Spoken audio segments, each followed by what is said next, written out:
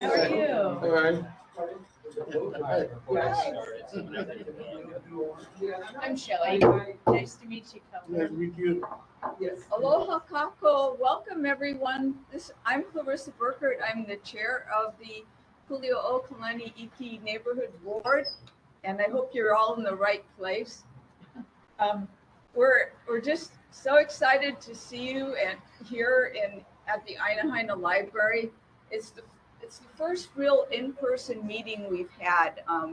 We tried to meet down at the All White Ballroom, but it was inconvenient, I think, for people, and so I'm very grateful to Kali Lucas and Kalani Samodapali, who are on our committee to find a better place to meet at, and well, thankfully we are all here tonight, and this is a joyous moment. Welcome.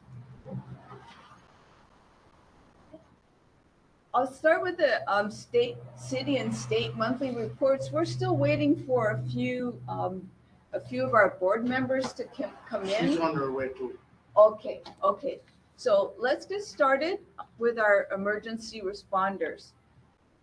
Honolulu Fire Department, hi.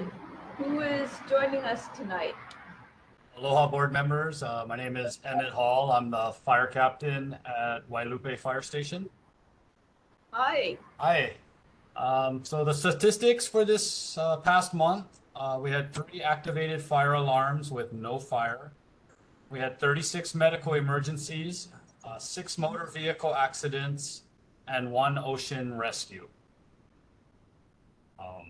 The fire safety tip for the month involves holiday cooking fires. Thanksgiving is a peak day for cooking fires, and unattended cooking is the #1 contributor to those fires. So just a reminder for everyone to stay in the kitchen and focus on the food you're cooking when cooking on the stovetop. Stay in your house when you're cooking your turkey and check on it frequently. And if you want a fried turkey, we recommend you purchase it from a grocery store or a restaurant. Are there any questions for me? Does anyone have questions for Captain Hall from the Honolulu Fire Department?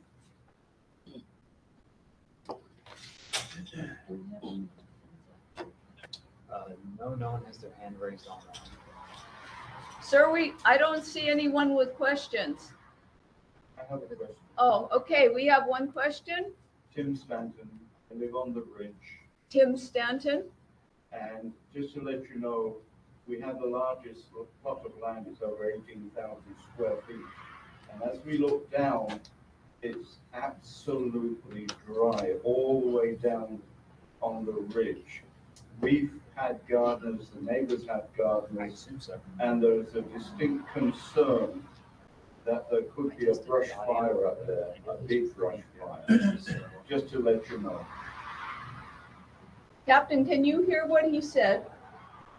Were you able to hear, or we could have him come up and speak closer into the mic?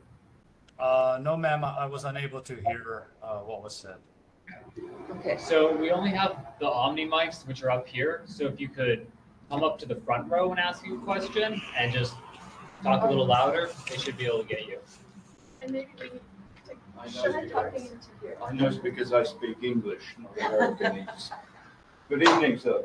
My name is Tim Stanton. I live on Pooler Ridge, and we own the largest plot of land up there, and all the neighbors have equivalent sizes, over 19,000 square feet. This year it's got even worse.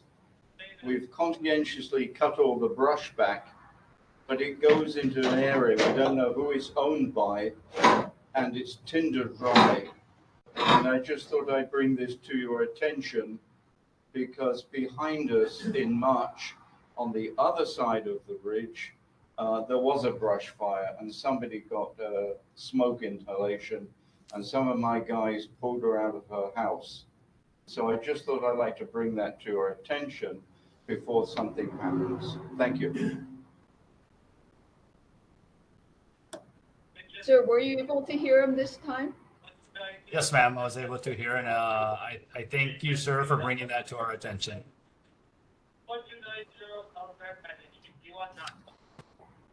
Do we have any other questions? Any other questions? No. Okay, thank you very much, Captain. Thank you. Okay. Next, we will have the report from Honolulu Police Department. Hi, good evening, Lieutenant Thompson from District 7 Patrol. For the stats of October, 3 reported motor vehicle thefts, 3 burglaries, there are 4 thefts and 4 unauthorized entry to motor vehicle cases. Total calls for service for the month was 6,380 calls. And for the security tip of the month, these go up for businesses. Make sure your property is well lit. Areas that benefit most from outdoor lighting are those that are most vulnerable, such as entryways, back alleyways, and windows. Lights should be positioned as high as possible to prevent tampering. Motion detectors and floodlights are recommended. Secure all windows and doors. All businesses should have tamper-proof, pick-resistant door locks. Keep areas surrounding doors and windows unobstructed and lit and well lit. And one other tip that's not on our website is that a lot of businesses like to use lock boxes because different employees come and go from the time they close and the time they open. The thieves know that those lock boxes are easily they're easily opened and it allows them to gain access into the business. So don't try not to use those lock boxes. And that's all I have. Thank you. Does anyone have questions for Lieutenant Thompson? Are there statistics East Honolulu? What area? This neighborhood board specifically. Okay. We have a question from Kevin Mulkern. Kevin, please come to the mic.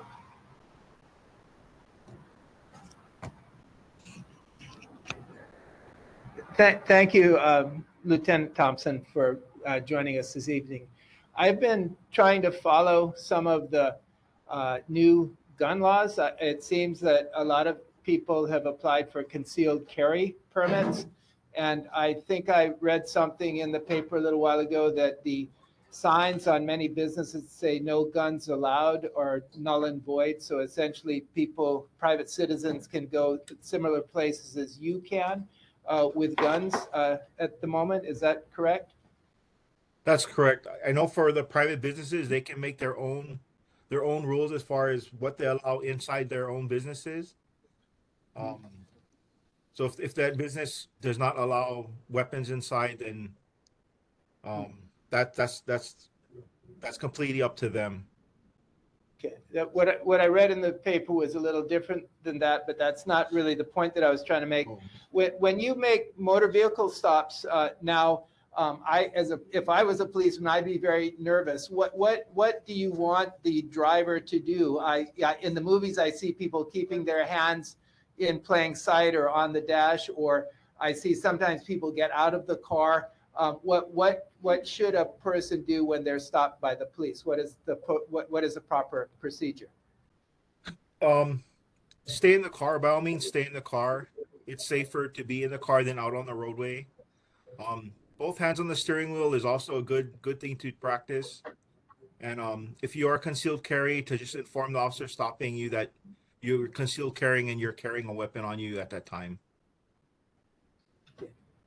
Thank you. And then what is a driver's rights? Because I sometimes hear of individuals who are pulled over for suspected DUIs, and some refuse to take a breath test. I've heard of people not allowing the police officers to search their car. What are the driver's rights when it comes to when a police officer stops them? As far as specifically at first. Okay, thank you. So specifically, can a police officer search your car without authorization? Open the trunk or look under the seats? Not without authorization, no. Okay. And then when people decline a breathalyzer test or a sobriety test, I guess, what happens in those cases? And that's my last question. Thanks for your patience with me. I can't comment on what would happen in those cases because every case is different in its own. You have the right to refuse, but there's it's really like it's a situational thing, so I couldn't comment per se, yeah. Thank you very much.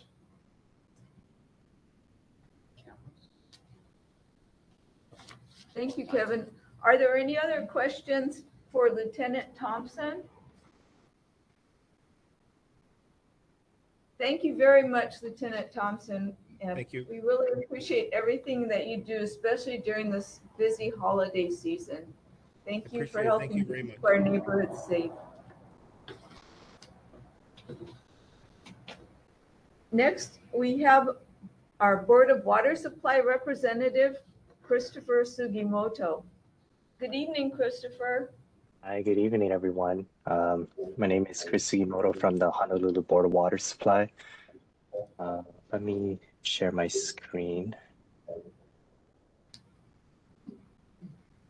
Okay, so for this month, there's no main breaks to report. The general water announcements, it's 2024 poster and poetry contest. So the Board of Water Supply has launched its 2024 poster and poetry contest. The poster contest is open to kindergarten to 6. Poetry contest is open to grades 7 to 12. This year's theme is Our Water, Our Home. The deadline to enter is February 28, 2024. You can find out more information on our website at www.boardofwatersupply.com/WCW contest. That's the end of my report. Does anyone have any questions or comments for BWS?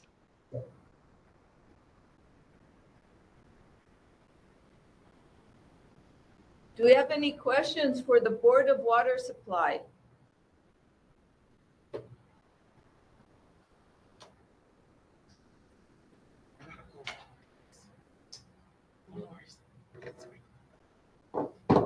I think we're good. Thank you, Christopher. All right, mahalo, everyone. Good night. Good night.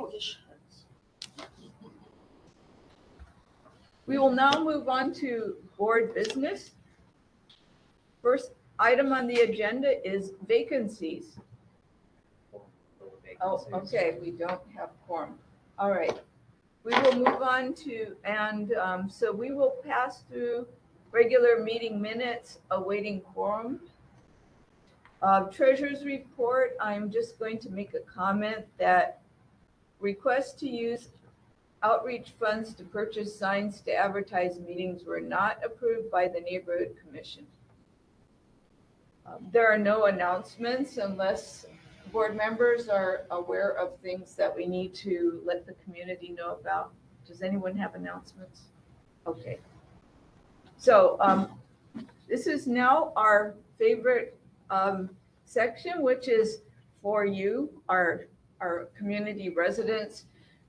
This is the time where we ask for people to bring up their concerns or questions. And so is there anyone who would like to bring up a question? Yes, sir. Yes, Mr. Stanton. Oh, I don't have to work. Sorry. My name is Tim Stanton. My wife will be here shortly, Carolyn. We own a comprehensive school of music and the arts, and we're expanding. So we're looking at properties in this area, and we're hopeful that we're going to get a warm reception. Now, at the moment, pre-COVID, we almost crashed. It went down to 150 students. We're up to 380 students. And now we're expanding into Hawaiian arts, culture. I lived for 11 years in Papua New Guinea as the curriculum development officer. Carolyn is also recognized internationally as being the sole teacher on the West Coast that supports the Royal College of Music standards.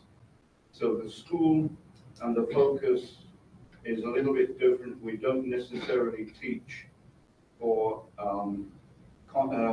competition. It's like playing golf. You compete against yourself. So hopefully, next couple of meetings, we'll have more information for you. Some people have jokingly said, and I'm sure you're aware of some of this, that the board is very negative about improvements. So I thought I'd come down and Carolyn would be here to face you and say, we don't believe that for a moment. So thank you for listening. It's much appreciated. We look forward to hearing more about, about your expansion. I've been a student at your school and you have very fine instructors there. Obviously, a lot of our students come from this side of the island, which is why we're looking at Aina. Do you have a space yet? Do you have a space or a location that you're looking at? Yes. Okay. Is it in a Yes. shopping center? Yes. Oh, that's cool. Yeah. Yes. So obviously, before we go ahead, I think it's only polite to let the neighborhood board know that we're looking here, rather than suddenly spring it on you and you've got a big surprise. And hopefully, if anybody in the neighborhood has any questions, we can talk about that before. Oh, that's Good. nice. Do you want to tell us where it is? Sorry? Do you want to tell us where it is? No, not at this Okay. moment. Okay. Just know that we have a very vigilant community. So there's places where you can have businesses and places where you can't. Oh, no, this is. Okay. This is recognized commercial. Okay, great. It's not, we're not opening up another house and having. No, yeah, see, that's the thing. That's how we Yeah, started. that's where people get in trouble here. Great. So this is time, go ahead, Lucinda. Is this public input? We passed yes, public this is. input, but, yes, go ahead. I was ready to go on to officials report. Sorry, my mind had already No, switched. no. No, please go ahead. Okay, my name is Anne-Marie Kirk. I'm from mamalua.net, and I'm updating the board on a project that I let your chair know about in April, which is the Na'anai Kuli'ou'ou project that you've probably seen down Kalani on the Ole Highway. So we started our first wall in Ainakoa, and then we went to Wailaiki, and then to Kuli'ou'ou at Kaniwai, and then our most current wall is at the beginning of Maunalua, where the great fish pond used to be, Loko'ia o Maunalua. So I just came in to let the board know, because we looked at it as a 4 to 6 month project, and because it's all volunteer, and we work off of donations. So we have one other large wall to go and then smaller walls. So I just wanted to come here and update the board in person. And then, and then just let you know that that's what's happening, and that the response from the community has been really wonderful. And it's a way of connecting all our communities on the east side by honoring our fish ponds, which would be Wailupe, Kupapa, Kalauhaihai, Kaniwai, and Loko'ia o Maunalua. So I just wanted to update the board. Oh, mahalo, Anne-Marie. Yeah. I'm sorry, I mistook your identity, so I am so sorry. I didn't recognize you. Nice to see you. Yeah. Do you need any help from the community? The community response has been great. So we have a list of volunteers, and we have a wait list of people who like get their walls done. But we also want to make sure that we don't overdo it. And then we have worked with our elected officials, Department of Transportation, and just make sure everything was okay. So we're thankful for the homeowners who have allowed us to do this. So as far as community involvement, we're on a break right now into our next wall. So we have a list, but they can go to mamalua.net and learn about the project. And if they can't volunteer, they might just want to learn about it. And then we're going to have a Na'anai photo celebration to bring all the homeowners and community together so they can understand more about the project. That was a long answer to how people should. It sounds like you guys have a lot of support, which is great. Yeah, I think people first didn't know what was going on. And so it's been an opportunity to educate the community and to connect communities. So now the people in Anacoa understand the mullet or Naipolo that ran in their area, came down to the Kuli'ou'ou, and then continued on to Ohuku as it went on. So it's been really great. It's beautiful work. Thank you. Thank you. And our artist, our main artist that we work with is Rand Novik, and he's from Maunalua. So yes, everyone's pretty much from Maunalua, so it's great. Mahalo. Are there any other announcements or questions for the board? Okay. Oh, maybe I should give an update on Wailupe, the Go ahead. Kuli'ou'ou Wailupe, since nobody from the board is here. But so the Pu'uhono'o Wailupe, the burial site of our iwi, where our iwi kupuna are, we just finished our AIS, and it was just submitted to. We paid for our own. It was just submitted to SHPT and accepted, and we're just waiting. There are new sites that were discovered. We're waiting on the number assignments to be given to the new sites, historical sites that were found on the property. And we have the Department of Land Management coming to look at it again. And so we're just still going through the process of the Clean Water Natural Lands Act Fund, Natural Land Fund. Can you describe to people, so this is Kalani Sonoda Pale, and she's been working on this for a long time. Can you just explain to people where the location of the iwi kupuna are? Yeah, it's actually right above there. It is on Keikilani Street. It's a Keikilani Circle. And it is on Bilibili Nui Ridge. So it's not very far from here. You could actually walk there from here. So it's a 3-acre parcel, and it's been in the news since 2008 as a very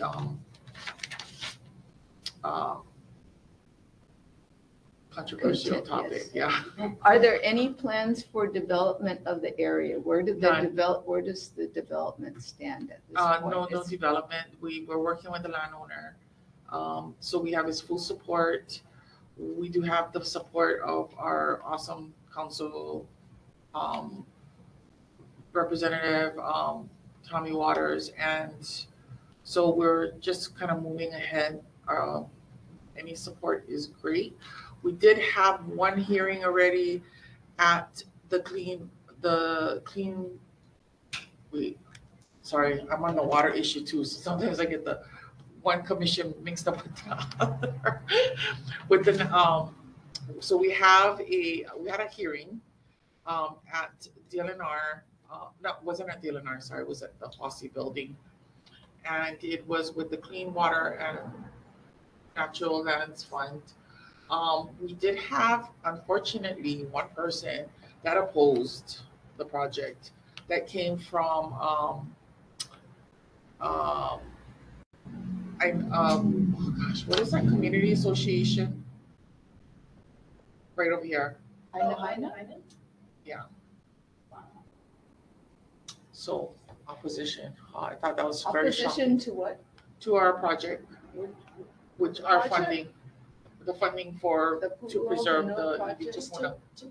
It's a conservation easement or something, right? Is that what you guys are doing? Yeah, we're not asking for the ownership to come to our nonprofit.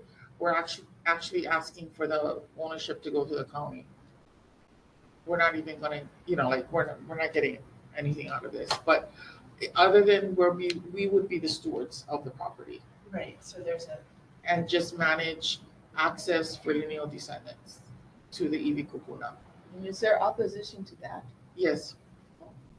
1% from Aina Haina Community Association. Yes, Anne-Marie. I just have a question. I just want clarification, because is the opposition to the project or is the opposition to the cost? Was questions raised because they assess value of the land? Because I worked with them, and I worked on this project from 2008. I mean, I've been on this project for a long time, so I was just curious because the community association has supported it. So I'm curious, were they just opposed to the cost of the land? And that was it, because it's not opposing the project. It could be a cost of what the land is supposed to cost. They're opposed to the landowner getting anything over what they think he should get. So then it's not so much opposing the project, and it's opposing, I mean, it's questioning the cost, because the city can only pay what the appraised land is. So if, say, it's appraised for 3 and the owner wants 8, the city can't pay that.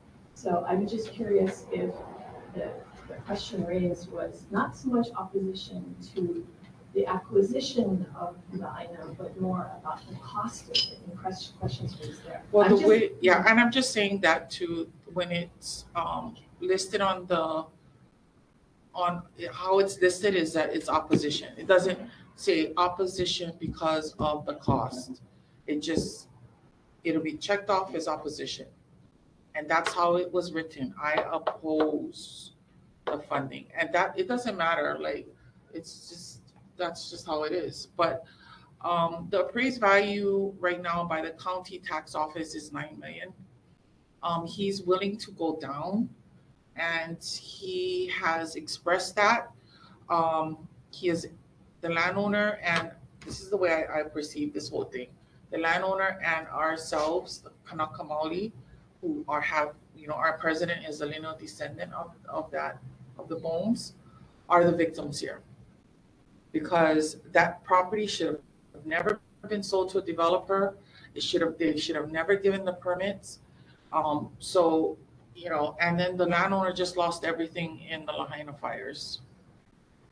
So he lost his one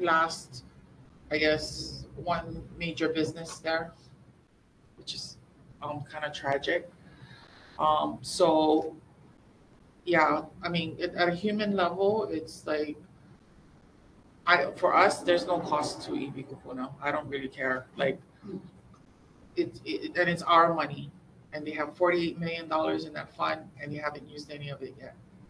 Right. I'm just gonna jump in that I don't know if the county appraised it at 9 million or the landowner, because we've been actually waiting to see what the official appraisal was, because that's the landowner's appraisal, but it's not the city and county's appraisal. No, it is the city and county. When did that appraisal come out? It just went up, his land tax. No. The county has to appraise the land before they can purchase it. So. Oh, no, yeah. So the Clean Water Natural Land hasn't done that appraisal yet. No. Yeah, so that's the appraisal that will decide how much. And that's the hard part is. So that's a different. Because the way the process is, they won't do the appraisal to the end. So, and so what we're going off is the county appraised value. And that is 9 million. Well, it's That's 9 what million based on the fact that there was going to be development on the land. The land itself is one price, but when you put development rights on, then that makes the price go up. So that's where it kind of gets. It just went up 2 million from last year. So the development parts, but not the land. So no, the actual appraisal went up. So I saw the appraisal from 2022. It was 7 million, and then I saw the appraisal this year. He's paying now taxes on 9 million. So I don't know how it went up 2 million. Right, but that's on us. That's the county. It's not on the appraised land. It's on the development that's not there yet. That's why.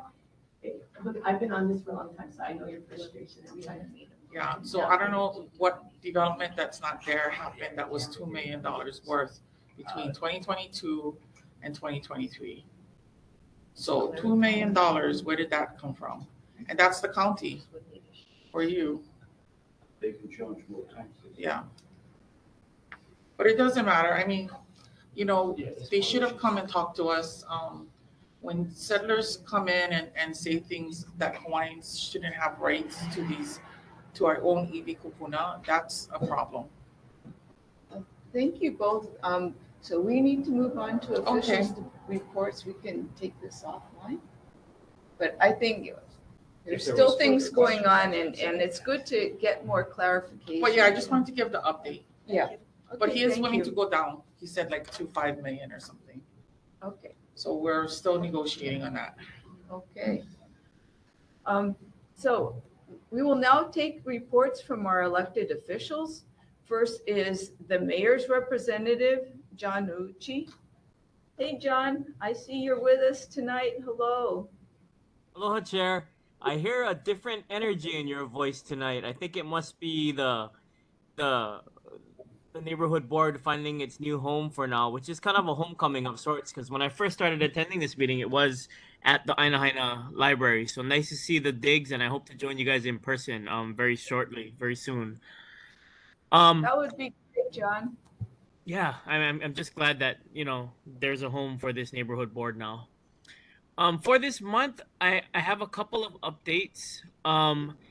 Mayor's office would like to remind everyone that the mayor's monthly newsletter can be found online at www.oneoahu.org/newsletter. It highlights a lot of accomplishments from the different city and administrative departments. On behalf of the Neighborhood Commission Office, the NCO is hiring neighborhood board assistants to engage in public awareness for community support. Neighborhood assistants help coordinate with neighborhood board chairs, just like you, and produce written reports to members of the public. People may send resumes for consideration to nco@honolulu.gov or call the Neighborhood Commission Office at 808-768-3710. That's all I have for this evening, but I will be standing by to take any notes and questions or concerns back to the administration. Thank you, John. Yes, we do need more neighborhood assistance. We need good neighborhood assistance, which we've been lucky to have. And we have the super neighborhood assistant with us tonight, Jackson. We are so lucky. Does anyone have questions for the mayor? Yes, there's a question from Kevin Mulkern.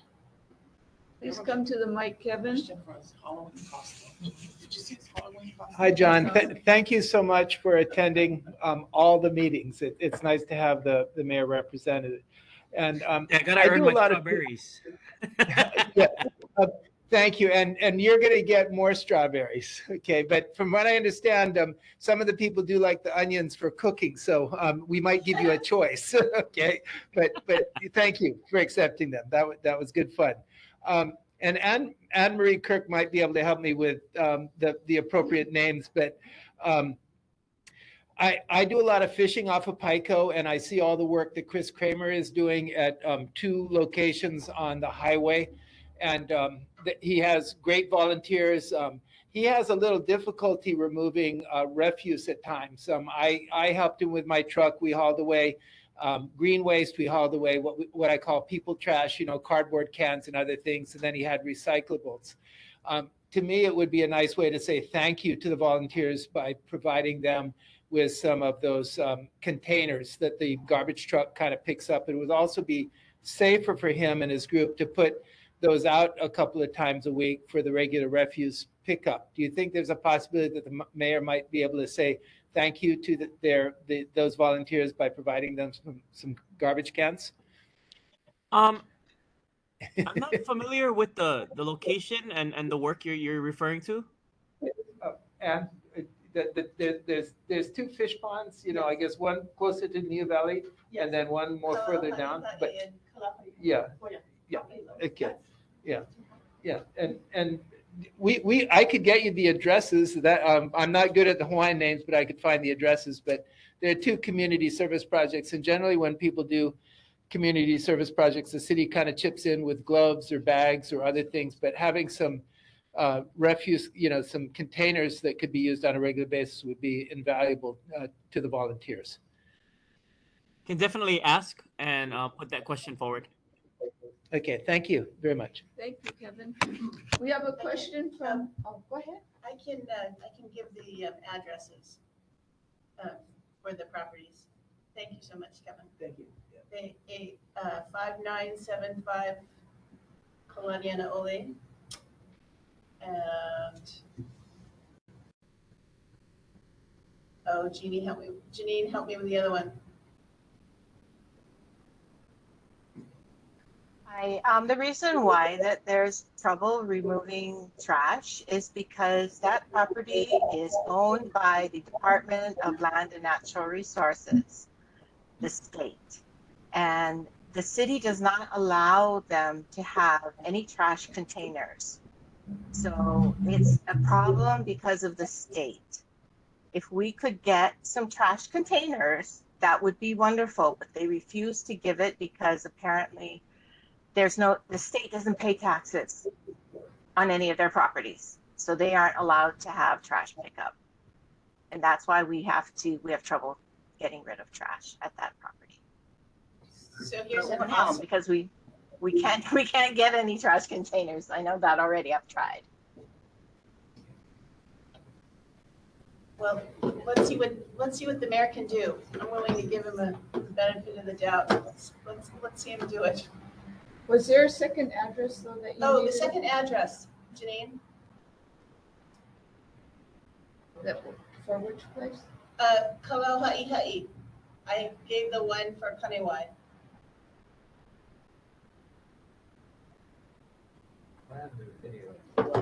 Sorry, I'll put it in the chat. I don't have it offhand. Okay, thank you. Janine, you had a separate question, right? No? No, she was just. Okay, thank you. So, any other questions for the mayor, for John? Okay, not seeing any. We thank you, John, and look forward to seeing your happy face at our next meeting. Thanks. I will appreciate- see you soon, Yeah, and I'll thank be you. standing by. Okay. So, it's Dave Day's next. It's Dave Day's turn. He's representing Governor Josh Green. Hi, Dave. Hi, can you see me and hear me? Definitely. Okay.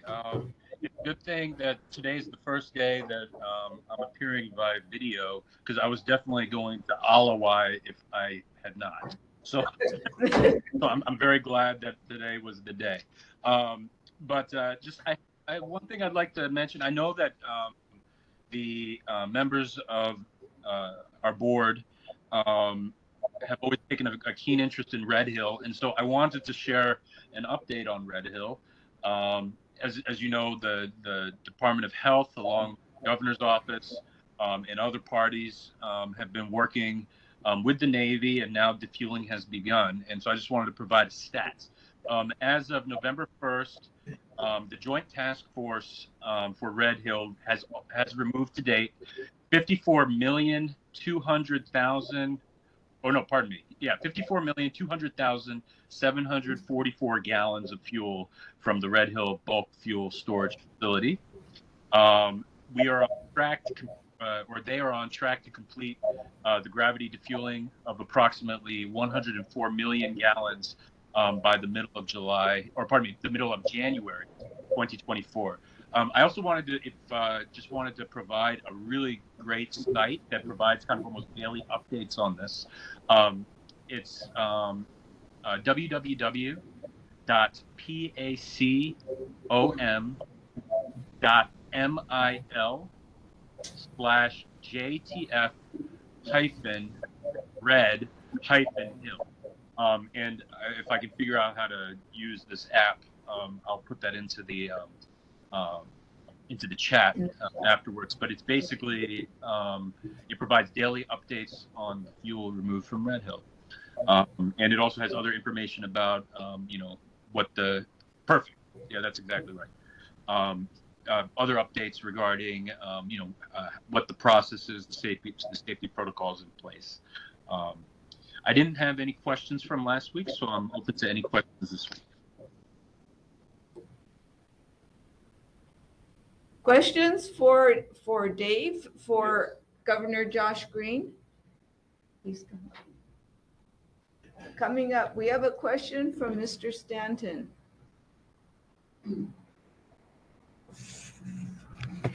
Good evening. We understand the issues with the actual physical quantity of liquid, but what happens to the tanks and the residue that's left behind. Because is there a program to disassemble the tanks and remove them? Because if there is, what is happening to the sludge? Thank you. Okay. Thank you for your question. I don't know that off the top of my head, but I will follow up about the next steps regarding Red Hill after defueling. I believe that there are plans in place and probably decisions that will need to be made, but I will follow up for the next meeting. I can answer a little bit of that. So the gravity defueling will end by January 2024. And then between January and the end of March, after they do the gravity defueling, there'll be 64,000 gallons left. And that's what cannot come through the pipes because it's underneath the pipes. And so that's going to take up to March to remove the 60,000 gallons. Then there'll be 4,000 gallons of sludge. That will take up until December, and that's what I'm hearing from the Joint Task Force of 2024. That's going to have to be hand removed because there's no way they can take that out. I mean, other than they're going to have to just, yeah. And then there was a survey that was put out on how to reuse the tanks, and we're being told that the facility will be shut down. So the 64,000 gallons will be defueled during the closure of the facility. So there's the defueling, which is the gravity defueling, and then there's the closure, which will take everything else out. But there's also PFAS still in there. There's still 900 gallons of AFFF, which is which has the forever chemicals being stored up there at least. And we don't know what else is in there. So there's a lot of unanswered questions when it comes to Red Hill. But thank you for your concern and the questions. Keep asking the questions about Red Hill. Where I lived before, but a similar situation on a much smaller scale. And the big question was, what are we leaving for future generations to cope with? Yeah. That was the basis of the question. So over the lifespan of the tanks, it's spilled at least 180,000 gallons of fuel. When it first opened, it was there was a huge spill, about 400,000 gallons. That when it first opened, it was a secret facility, so of course no one knew. So yeah, that's the thing, yeah. And so my question to the governor, Dave, is there anything he can do about our water bill going up? It's going to go up 50% in 5 years. So, and that is all because of the Red Hill issue. They're going to have to build multiple monitoring wells, and as well as look for, and I guess dig for more, wells to replace the 3 that were the ones that were closed. Waiava well is the well that is now providing a huge percentage of our water for, I believe it's 400,000 people, residents in Oahu, from Halava to Mauna Lua. So we had the presentation from the Board of Water Supply. It wasn't last time, right? It was two meetings ago. And in the presentation, we were told to expect our water bill to go up. And it is a direct result of the Red Hill spill. The Department of Defense is actually the ones that should flip the bill for the new monitoring wells and the additional wells they're going to have to dig. So if you can take that back, can the governor help us in getting answers to this, because what we need is for the Department of Defense to take responsibility for the increase. Also, I have another question for the governor. You know, we're trying to get answers. The last couple of meetings I've been to, the Department of Health has not been there, and we need answers regarding the no detection test. I know that there were families that were reporting increased contamination in their water, and it could be because their house pipes are, and these are people on the Navy water distribution system. It could be because their pipes are PCP, right? What is that? PVC. They're plastic. And so because they're plastic, some of the contamination is still stuck in there. They have water heaters that were never replaced. So that's another issue. And then this jelly that's coming out of their water heaters. So there's a lot of stuff that still needs to be addressed. But when they had reported to the Department of Health, and this is since the Sorry, healing can I started, clarification? Who's they? they are about 24 families that live on the Navy water distribution system. Some in the Navy housing on the Pearl City Peninsula, some on Hickam Air Base, some in Capilina. So in different areas, they have been reporting. They've been calling that hotline. You know, the Navy. I think it's a DOC. Sorry, there's so many abbreviations. Anyway, there's a Navy line you can call to get tested. There's an EPA line you can call to get tested. And there's a Department of Health line that you can call to get tested. And so there's been testing being done. The Department of Health, in their press release, said they went out and tested some homes and there was no detection, quote unquote. What we're finding out is that when they say no detection, it's actually not no detection. It's actually below the amount that's allowable, or, you know, they could find trace amounts, but it would be, if it's below what the the allowable amount levels are, then it's considered no. And we need clarification on that. We need clarification on what no detection means to the Department of Health. And I know that they're understaffed. That's another issue that I think needs to be addressed. If you can bring that up to the governor, because they're overwhelmed with what's going on in Lahaina, and then they have to deal with Red Hill. We found out from another source that there was a spill of 1 gallon, but it was only addressed when it was leaked out. So, you know, that's not, you know, at this point, we need as much information as we can get. But yeah, so the Department of Health needs to clarify what the heck does no detection mean when they say that. And they also need to, if the governor can check up on the water bill, if he can advocate for us and get the Department of Defense to pay for the water bill. Thank you, Kalani. The other question relating to testing I would like to know is what is being tested for? Thank you. Okay, appreciate all your help, Dave. And do we have another question? I'm sorry. Who is it? No. Huh? No. Oh, all right. Go ahead, no. Kevin.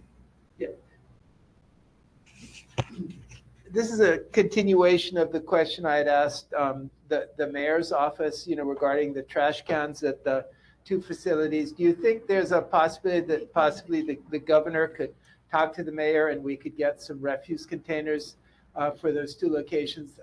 I think they're walking distance from your home, and there are school groups, there's neighbors, there's community, there's a lot of volunteers that work there. It'd be a nice way to say thank you. So Kevin, could you please clarify again the location of this? It's And in the chat. Go ahead. It's in the chat, not that I know what a chat is, but there are two locations on Kalani Highway, and both of them are freshwater springs. There's just been thousands of community service hours spent on them. One of the locations, and if you all would help me, the location that's closer to New Valley, that's right next to the ocean or Pico Beach. Yeah, right. That one actually has about 5 or 6 large coconut trees that are fully loaded on state property. And although Chris Kramer's group, and he's been coordinating a lot of the work, they've been trimming the coconut trees within the parcel of land that they're caring for. But there are several large coconut trees outside their property, but on the state beach. And they're to me a real hazard when you have kids and volunteers or just the general public on the beach. The trees are probably, I'm going to guess, 40 feet tall, and they're loaded with coconuts. The coconuts fall. They need to be attended to, otherwise someone's going to get killed. And it would be terrible to thank a volunteer by, giving their body back to their parents after a coconut kills them. This is on the Mackay side of Kalani. It's on the beach side, ocean side. Okay, yeah. And so just so I can get clarification, I know there was discussion about these about the trash cans, and so there's right. The coconut issue and the trash can issue, or are those the same? Yeah, no. So two separate. So what involves you're the mayor talking to the governor, so that the groups can have some refuse containers. The other issue has to do with the governor taking responsibility for some large hazardous coconut trees on state property and having them pruned on a regular basis so that the nuts do not kill beachgoers or the volunteers at one of the locations. Okay, so I see this. So I see in the chat, I'm looking at it now. There's the locations, and those are for the coconut trees. And then with respect to the organizations that need trash cans, could you just give me a little bit more detail about that so I can follow up? It'll be in the chat. It'll be in the chat. I'm not good at Hawaiian names. I get in trouble when I try to pronounce them. Can you see it? Yeah, I'm looking at the chat now. Okay, thank you. So I think I'm off the hook then, as far as addresses and native pronunciations. Yes, you are. Thank you. Thank you, Kevin. Do you see what you were looking for, Dave? I see a lot of addresses, and I see. I'm just not sure which ones are coconuts and which ones are trash cans.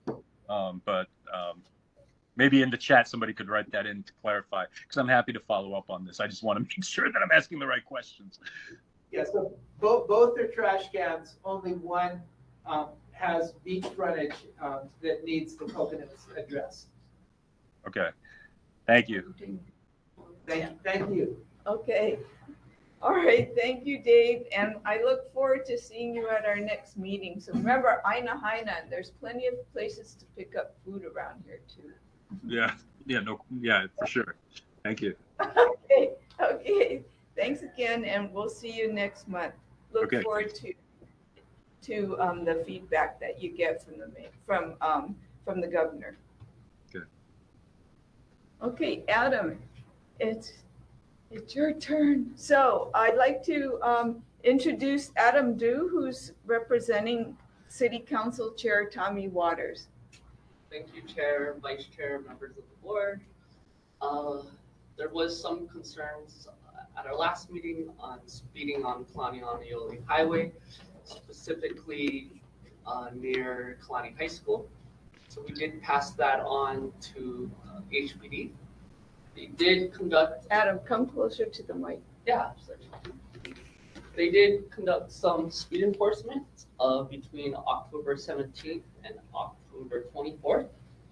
During this time, officers on the night watch issued 1 citation for a red light violation and 2 citations for speeding, and also made one arrest for excessive speeding. For Kuli'ou'ou Canal, specifically on the Malka side of the highway, a couple weeks ago, many residents in that area contacted our office about the stagnant water in the canal. It's not moving, and an algae bloom has been created, and there's very strong smell, a foul odor, and some residents even have reported even feeling a little nauseous and sick from it. So the Department of Facility Maintenance, DFM, successfully breached the sandbar by they manually It was manly. opened the stream mouth for 3 days last week from October 23rd to the 25th. That allowed the stream level to be lowered 6 to 8 inches. The storm drain crew with the vacuum truck also was dispatched to clean the LA Lupe drain ditch area on October 28th. And a crew was also sent out again yesterday to reopen the sandberm area. So unfortunately, what really needs to happen is a really heavy rainfall to come in and clear out the water. We haven't had much rain recently, so hopefully we get a good rainfall coming soon. Our office is following this matter very closely, and we've been in direct, almost daily communications with the residents in that area. And then lastly, I did want to give a quick update that the Department of Planning and Permitting gave to the Planning and Economy Committee regarding the building permit backlog. You can find this presentation on Chair Waters' newsletter. I believe we emailed that out to you, but you can also find it on Chair Waters' newsletter that is posted on the City Council website. The residential permit duration has been reduced from 330 days to 181 days during the last year, and pre-screening improved from 6 months to 5 days. DPP Director Akuna said she is working hard with the department to bring these numbers down. DPP has hired 76 new employees and has lost 41 members due to retirement and other separations. DPP created 15 plant examining engineer positions, and they believe that hiring these positions will reduce the building permit backlog. And with that, excuse me, I'm happy to bring back any questions. Yes. I have a question. There was a thread on Nextdoor, and it was Representative Ward saying that council members couldn't post on there, so they had to do it before. What is that? So it's a Nextdoor policy, I believe, that they don't let city officials post on it. So yeah, so we shared the information with Representative Ward's office. Oh.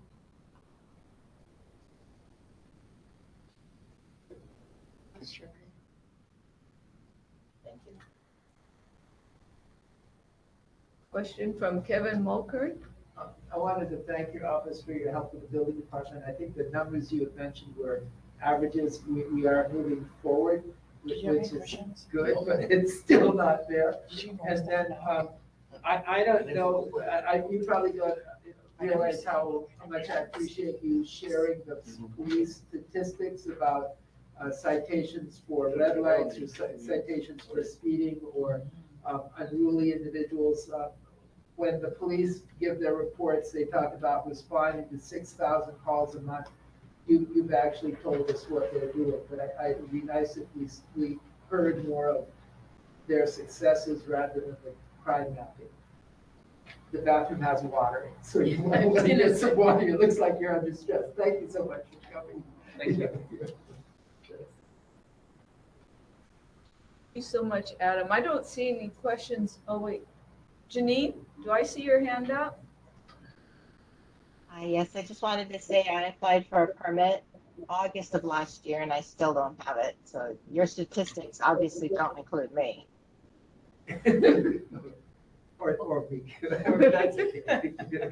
Yeah, we understand. I'm sure you're familiar with other members in our office who previously sat on this board. They've experienced a very long backlog as well, or long delays. So we certainly understand the problem is not fixed, but Director is trying her hardest to reduce that. Thank you very much. Thank you, Jen. Next, we have Teresa Ng for Senator Stanley Chang. Hi everyone, good evening. So I just put a number of links in the chat. The first one is a link to Senator Chang's November newsletter, which you can find on his website at senatorchang.com. Second, Senator Chang is hosting a housing conference on November 15th from 9 a.m. to 2 p.m. It's over Zoom, and you can register with the link in the chat. And a panel of speakers have been invited to discuss the rise of social housing in America. So that'll be really interesting. And you can also sign up for Senator Chang's housing newsletter, the link in the chat. Then, additionally, the Department of Commerce and Consumer Affairs is warning of deceptive solicitations being sent to registered Hawaii businesses. And the fake solicitations give instructions on how to receive their official certificate of status from an entity called GA Business Compliance. And these solicitations are not official documents issued to businesses by the state. So if you see it in your mail, please throw it away. And if you also own a business, you can monitor your own business information at hbe.ehawaii.gov/documents/search.html. And then if you aren't sure about any legitimacy of the mail that you receive and you own a business, you can contact the Business Registration Division at DCCA at 808-586-2727, or you can email them at breg@dcca.hawaii.gov with any questions. And then finally, our office is hiring for the 2024 legislative session. And if you or anyone that you know is interested, they can go to the Capitol website and apply there. The Capitol website is capitol.hawaii.gov. And I can take any questions. Back to Senator Chang. Are there any questions for Senator Chang? Is there like an update on the working group he sits on for the governor's proclamation on affordable housing? So the working group hasn't been, I think they haven't set a new date for the meeting since former Chief Housing Officer Nani Medeiros resigned, to my knowledge. Is there a new person that took her place? So before she was the lead housing officer, and now that position has been replaced with the lead housing committee, I believe. And the three members that make up that committee is Director Akin Safi from Hawaii Public Housing Authority, Director Dean Minakami, who is the interim director for Hawaii Housing Finance and Development Corporation, and Mary Alice Evans, who is the director of Office of OPSD. What is OPSD? Not OPSD. It's, sorry. She's, one second.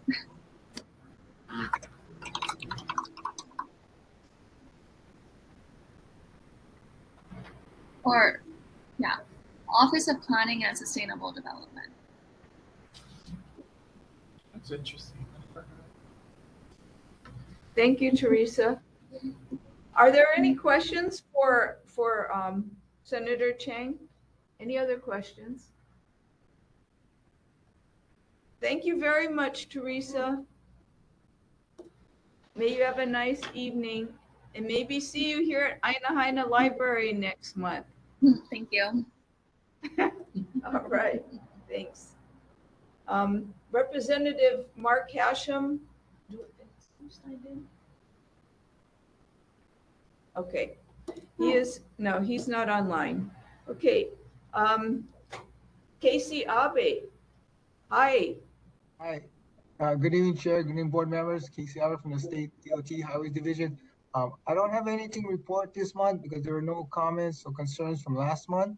So if there's any new comments or concerns for the state highways, I can take them right now. Are there any questions for Hawaii Department of Transportation?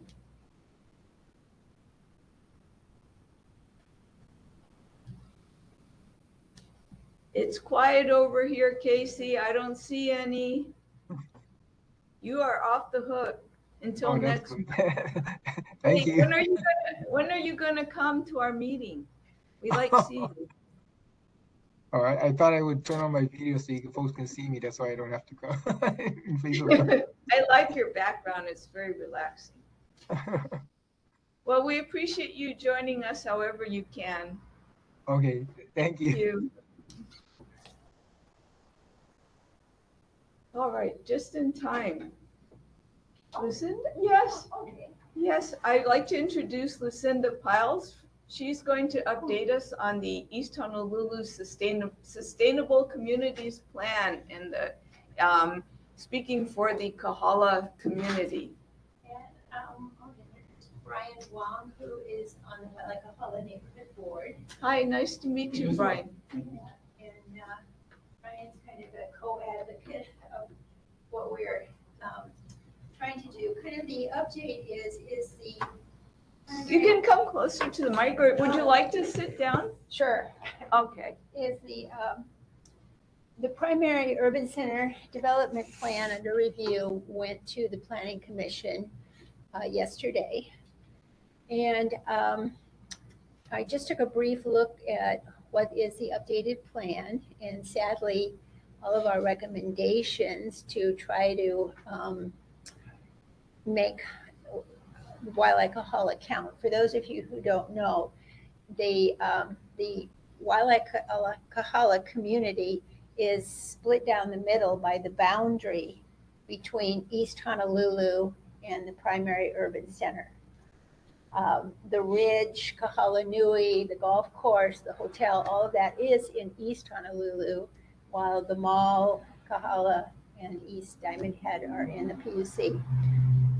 So our neighborhood board advocated that the boundary be moved so that the whole of Waialae Kahala be included in the East Honolulu, which we felt for a ton of reasons is a better match, right? From the environmental standpoint, from socially, economically, on and on.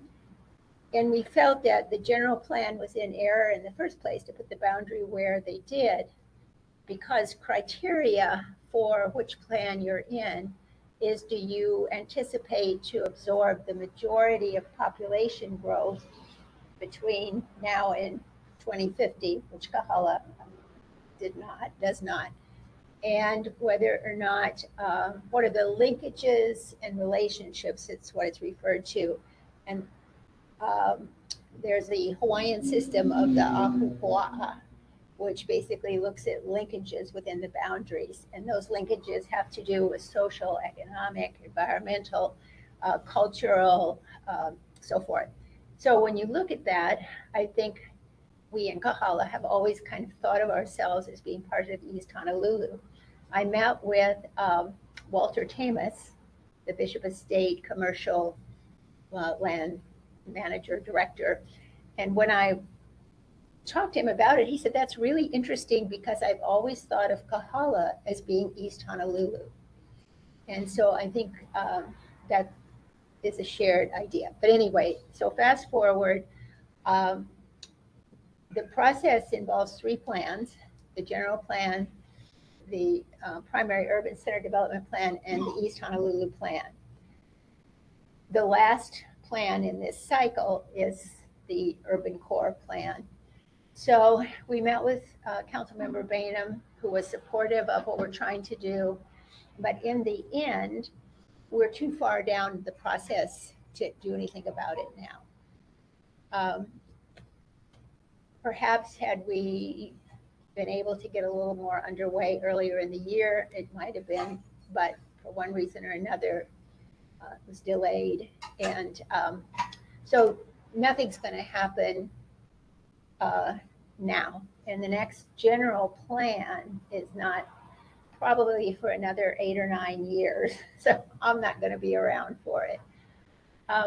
What we'd like to do is still meet with Don Takaguchi Apuna, the Director of Planning and Permitting, to say, if we've got this ball rolling and if we have merit, then can this somehow be forwarded in the file? So when this discussion comes up for the general plan, it can be revisited. And it isn't like starting from scratch, because we spent a lot of time, studying these plans, looking at statistics, So that's kind of where we're at. I guess nothing is going to happen. I don't know how many of you have read some of the things that we passed on, and whether you feel that there's merit to our feeling like we belong with your group. I keep thinking about just the gateway that Kahala is to the Kalani Aniole Highway. And what you do impacts those people trying to get home to Kahala. And what we do impacts you trying to get out of East Honolulu. So just the transit corridor issue in itself is huge in terms of being coordinated and under one plan. We share the stewardship of Honolulu Bay. We've got 2 streams that empty into the bay. So we have a vested interest. The PUC plan shows no view plane from Kahala, no significant view. And, if you come out that Diamond Head Tunnel, the tour buses stop, it's that view across the bay. If you come home over H1, when you get up there to the top of the hill and you can see Cocoa Head in the bay, sometimes you see the moonrise come up. I mean, these are important views, and they aren't even included in that plan. So for on and on and on I could go. But anyway, we would hope, you're all younger than I am, that, if you're still involved in 8 or 9 years, you would join in trying to see what could be done. And I appreciate that right now was not a good time, because you and Neighborhood Board 3 have put so much effort into just bringing the East Honolulu plan up to date, that to reopen that would have been less than desirable at this time, just on that alone. But anyway, so I know where we're at. So any questions or comments? I have a question. Sure. So what's the primary concern? That Kahala will become another Ala Moana? Is that what you're trying to prevent? It's so hard to tell. Like I said, I met with the land manager. The Bishop Estate has a master lease on Kahala Mall that's not up for 17 years. He said they have no plans at this time. It's zone B2, which is just regional business, the same as all your shopping centers out here in East Honolulu. So to change that for any height or any mixed use would require zoning change, which again would be a whole public hearing process. What's encouraging is, they pretty much just redeveloped all the Malka side of Waialae. They could have gone in for a mixed use for hire, but they didn't. And Kahala Nui originally wanted more density, and due to traffic and view planes and all of that, it was downsized. And there was another, I can't think of the name of it, where the old drive-in theater used to be, wanted to be a higher density, and that also was downsized. And its ingress egress was made off of Waialae Avenue. So I think precedent had said that there seems to be, in the powers that be, some of the concerns we'd have for raising the density. Someone like Brian, who lives in a whole neighborhood that cannot leave without going through Kahala. Their view planes, their traffic, all their, shopping, everything is there, and yet they're in a separate, you know, area. So when I read your plan and it says, you know, the vision is expecting moderate or mild increase in population, the things you say about sustainability of the bay, the watershed, all of these things, if we were to write it, we would be saying the same thing. We get totally lost in the PUC development plan. There are so many, I want to say niches, and in a sense, they're almost not relational. It's like there's near town, midtown, this, that, something else, and there are little dots of color. But you know, again, the relation that they have to each other or to a community seems to be missing. They're just dots of color, and that's kind of worrisome. I mean, it's so simple. Our demographics are almost identical to yours. You know, I pulled all this stuff up, and I'm going, you know, whether it's race, age, education, on and on, income, all of these demographics, we are, you know, kind of mirror each other. And again, those are the very things that all these plans talk about, are the importance of relationships and linkages. And again, economic, social, and so forth. And yet it totally ignores what our relationships and linkages are. I mean, my 3 sons played every soccer, every basketball, every game in East Honolulu. And frankly, East Honolulu's City and County Parks Division has all of Kahala's parks in it.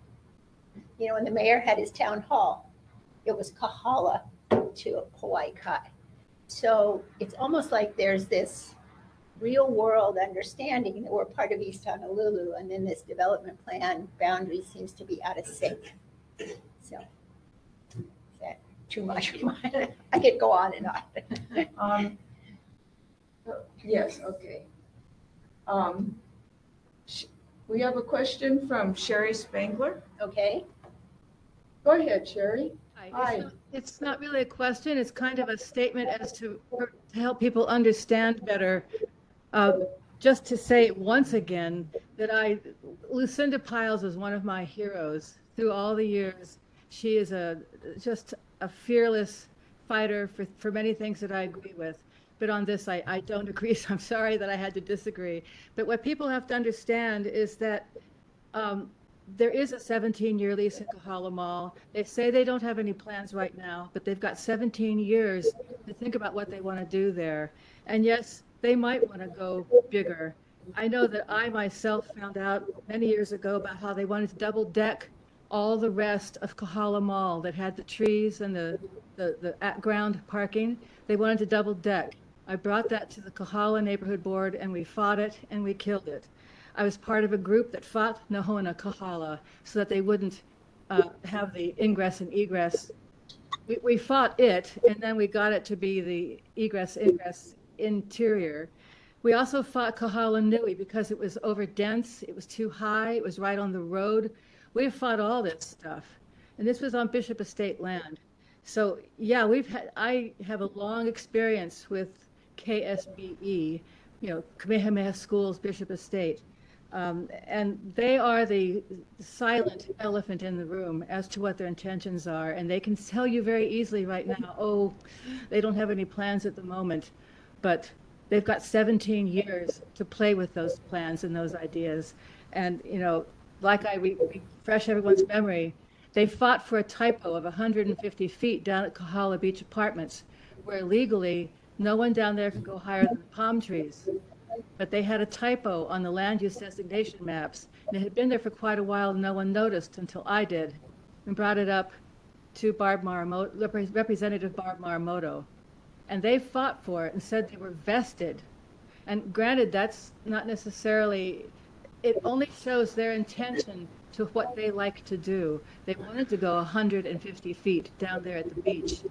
It doesn't matter what district they're in, it shows their intent and their desires. So we just have to be very wary, because East Honolulu, the reason they're called a Sustainable Communities Plan, and I was told this in the 90s, is because we don't have any planned growth, not in building or in population. And we, as a community, in one, objective is to fight development.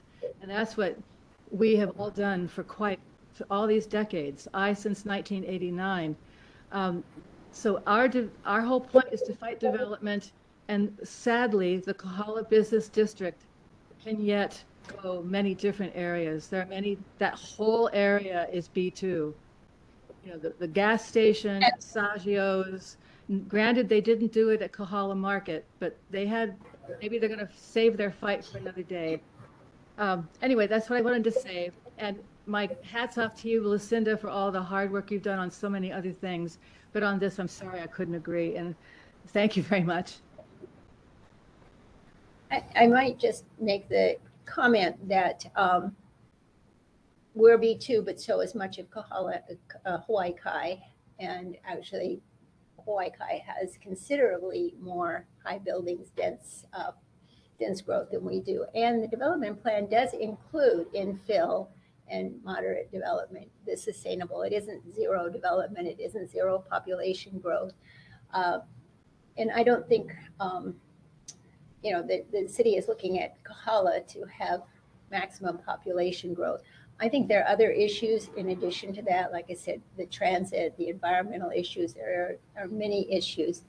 But Bishop Estate owns lots of commercial land throughout, as you know, East Honolulu. They're the elephant in the room for the entire end of the island. So I think everyone, has potential for them to look at development. But I think what Sherry just said is that the community has prevailed. And that's the process, is that you come out and you give your reasons, you have your facts, and you do prevail. It isn't like it's hopeless, whether it's Bishop Estate or whoever.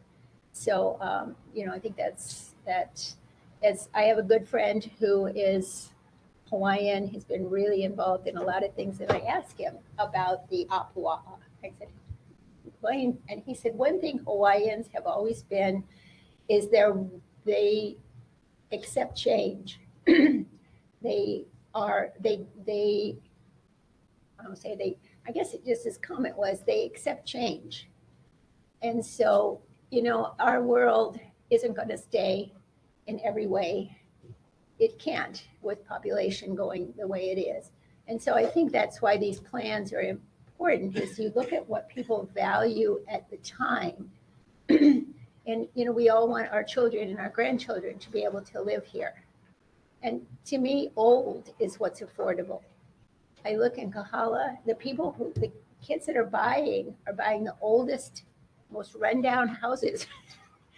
So, I think that will always be important, that we maintain what's there, because that's where you get your foot in the door. But I appreciate Sherry. Sherry's also been part of the community and fighting for good things. Oh, we have one As many more, years as I one can more remember. question or comment for you from Janine Johnson. Oh, okay. Janine, go ahead. Thank you for being patient. Hi. I would also echo what Sherry said about Lucinda. She has been a very great force for her community. I too, on this one issue, oppose combining our neighborhood boards, for all the reasons that Sherry stated. But also too, have you ever looked at combining with Kaimaki? It seems like Kaimaki also has a lot of your same, things, and you're right next to each other. And it seemed like it would be a better fit versus, along with, our long span of efforts that we've been doing. I mean, I've been on the neighborhood board for almost 15 years, and for that entire time, we were doing the planning, and we just finally got that done. And to hear you say you want to be part of it and want to open it up, and we're like, oh no, right. We just finished it. It was, it's like getting your house done, and then all of a sudden, your roof caves in or something, you got to go through it again. I mean, we don't want that right now. And I think maybe have you looked at combining with Kaimaki and seeing if there's a way to combine those, your two neighborhood boards and area? Okay, I beat you. I've been on, off and on, the neighborhood board since the 90s, almost 30 years. I was involved in the review coming up to the 2000 review, and actually that was when this first came up. But I also served on the mayor's vision teams, which combined Kahala and Kaimaki. And we had pretty much zero in common. We came up with no common visions. The neighborhood boards, the team, I mean, everybody was cordial, but it's clear that it's a very different neighborhood.